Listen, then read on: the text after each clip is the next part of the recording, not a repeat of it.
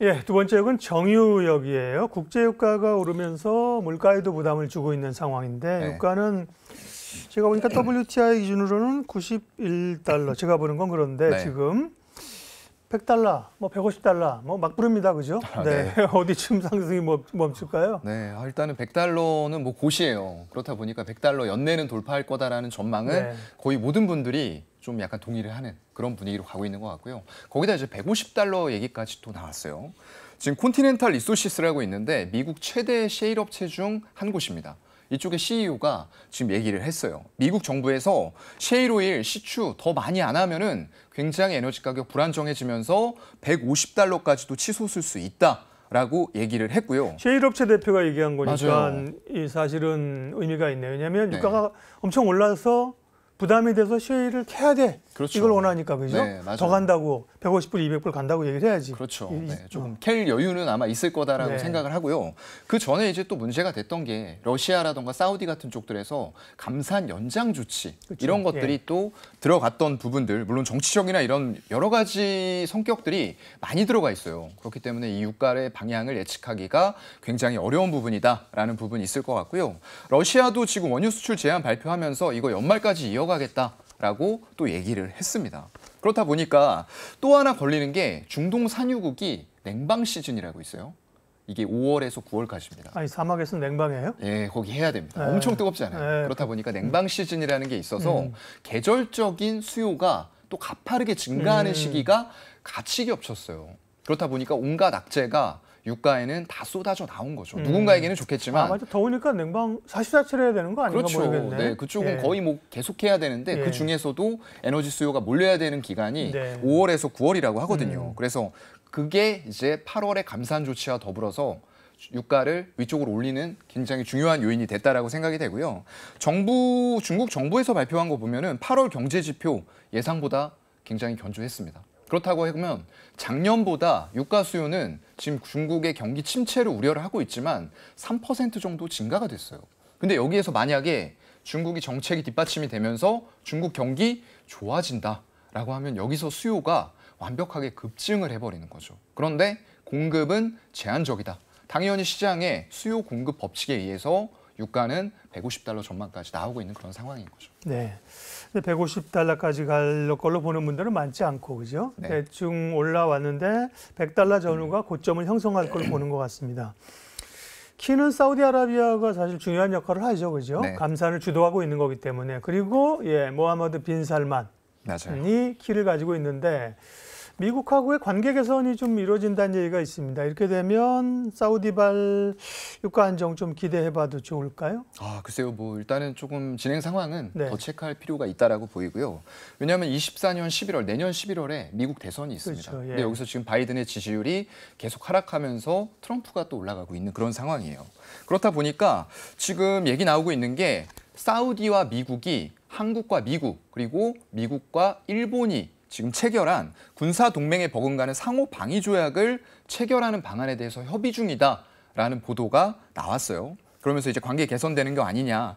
그리고 또 최근에 미국 중재하면서 이스라엘하고 사우디가 수교 협상 중입니다. 그런데 여기에서 핵심 이해관계인인 팔레스타인 쪽으로 30년 만에 사우디가 외교단을 파견을 했어요. 그러면서 내건 조건이 뭐냐? 미국에 이제 자국에 대한 안보 그리고 원자력 기술에 대한 지원을 요구를 했습니다. 이건 조금 이제 미국 쪽에서는 굉장히 심도 있게 논의를 해봐야 될 상황인 거고요. 지금 오펙 플러스, 이 오펙과 비오펙 쪽에서 두 가지를 합쳐놓은 쪽에 지금 맹주가 있죠. 사우디하고 러시아입니다. 근데 둘 다 지금 사우디 뭐 하고 있죠? 네옴시티 그리고 인프라 건설 해야 되는데 유가가 떨어지는 걸 바랄까요? 유가가 오르기를 원하거든요. 그리고 이게 수지 타산이 맞는 가격대를 지금 IMF 쪽에서 추산한 걸로는 81달러. 배럴당 81달러는 가야지만 사우디가 이거를 생산해내는 원유를 생산해내는 의미가 있는 숫자다라고 하고 있어요. 그런데 이제 90달러 넘었기 때문에 여기에서 사우디는 미국과의 관계 개선도 중요한데 당장 우리가 빈살만 왕세자가 2018년인가요? 바이든이 이제 득세하기 시작을 하면서 굉장히 안 좋은 관계가 이어졌죠. 피살이라던가 이런 여러 가지 사건들이 있었기 때문에 관계가 악화되어 있는 가운데에서 지금 계속 압박을 했었는데 지금 그러한 자리를 미국과의 관계가 소원해지다 보니까 중국이 이런 중동 국가들 그리고 러시아 이런 쪽들과 많이 파고들었어요. 그런 쪽에서 일단은 석유 의존도가 높은 경제의 변화를 일으키려는 사우디의 또 니즈가 맞아 떨어졌던 거죠. 그렇다 보니까 유가는 지금 러시아 그리고 사우디가 이렇게 쉽게 증산 조치를 할 것 같지는 않다라는 게 또 업계에서 나오고 있는 지배적인 의견인 것 같습니다. 트럼프가 되면 머리 아파. 그죠? 트럼프가 되면 테슬라 주가가 오를 것 같아요. 지구를 떠나고 싶은 사람들이 많아가지고 화성, 목성 이런 프로젝트 하잖아요, 그죠? 누가 돼도 머리 아플 것 같아요. 그러게 참 정치적인 거라 네. 가늠하기가 어렵고 유가가 오르니까 전반적으로 물가나 원자재 부담이 됩니다만 정유주들은 재고도 이제 평가 이익이 좋죠. 나고 네. 정제 마진도 좋아지면서요, 그죠? 맞아요. S-오일 목표가를 올리고 있습니다. 정유주는 지금 좀 오르긴 올랐는데 지금 괜찮은가요? 시장 대비해서는 굉장히 좋은 주가 흐름. 물론 SK 이노베이션은 아닙니다만 다른 두 종목이죠. S-오일과 GS는 굉장히 좋은 흐름들 보여줬어요. 일단 최근에 말씀해 주신 대로 재고평가 이익이라고 하죠. 거기다가 정제 마진이 올라가는 스프레드가 확대되면서 그런 효과가 있기 때문에 지금 목표 주가 나온 거 보면 NH투자증권에서 96,000원 S-오일에 대해서 제시를 했고요. 하이투자증권이 97,000원. 삼성증권이 98,000원. 짰나요? 1,000원 차이씩 이렇게 올렸어요. 그리고 메리츠증권이 이건 안 짠 것 같아요. 115,000원. 단독으로 높은 목표가를 제시를 했습니다. 그러면서 일단은 타이트한 공급 상황 때문에 실적 추정치를 상향을 할 수밖에 없는 그런 상황에서 국제유가 상승으로 정제 마진까지도 올라갈 거다. 그리고 재고평가 이익도 당연히 발생이 되겠죠.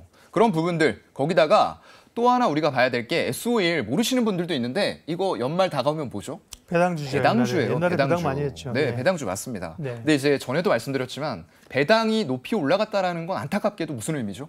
주가가 그만큼 많이 하락했다라는 안타까운 의미를 두 가지 동시에 좀 내포를 하고 있는데요. 이 연기금 쪽에서 배당주 많이 매수했습니다. 그렇다 보니까 올해 양시장 합산해서 연기금이 코스피, 코스닥 더해서 3조 5,600억을 다 매도를 했어요. 그런데 매수한 거 9월 달 들어와서 순매수 상위에 S-오일이 있는데 얼마 매수했냐? 460억가량을 9월 달에만 매수를 했습니다. 그만큼 배당을 노렸다라고 볼 수밖에 없을 것 같고요. 배당 수익률 계산해보면 7% 정도 나올 것 같아요. 여기에서 나는 조금 더 높은 배당 원한다. 그러면 S-오일 우선주 사시면 돼요. 10.5%까지 배당이 지금 치솟아 있는 상태이기 때문에 그런 쪽으로도 같이 보시면 좋을 것 같습니다. 네. S-오일이 옛날에는 배당주의 아주 선두주자였는데 영업이 안 좋아가지고 적자 나고 그래서 배당 못했습니다. 얼마 전에. 그죠? 맞아요. 이익이 나야 배당을 하는 건데 다시 이제 유가가 오르고 이 업황이 좋아지면서 기대감을 모으고 있군요. 자, 정유주 그러면 근데 문제는 지금 주가가 올라 있다. 그죠? 유가는 우리가 볼 때 150달러 간다고 안 본다. 그러면 또 이제 고점 형성하는 거 아니에요? 전략은요.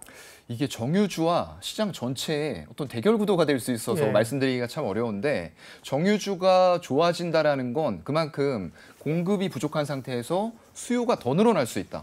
아까 수요가 늘어나는 건 뭐 때문에라고 말씀드렸죠. 중국이 경기 침체 이런 얘기 나오는데 정책적으로 뒷받침이 되면서 수요가 더 급증을 하는 거예요, 여기서. 그렇다고 하면 중국의 경기 침체는 없고 시장은 좋아질 테지만 정유주 입장에서는 또 여기에서 수요가 증가되면은 좋아질 수는 있어요. 그런데 이런 물가가 올라가는 상승 현상이기 때문에 시장 전체에는 또 악영향이 될 수도 있거든요. 그래서 이런 부분들 좀 체크하셔야 될 것 같고요. 중국 경기의 개선 상황, 거기에 따른 유가가 얼마만큼, 현재도 작년 대비했을 때 아까 3%가량 증가된 수요가 중국에서 일어나고 있다라고 말씀드렸어요. 경기 침체라고 지금 얘기가 나오고 있음에도 불구하고. 그런데 경기 침체가 아니고 중국 경기가 확 살아난다.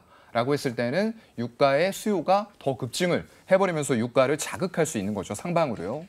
거기다가 아까 말씀드렸던 또 사우디, 러시아 같은 오펙 플러스의 두 맹주 이런 쪽들의 정치역학적인 관계도 우리가 같이 생각을 해야 돼요.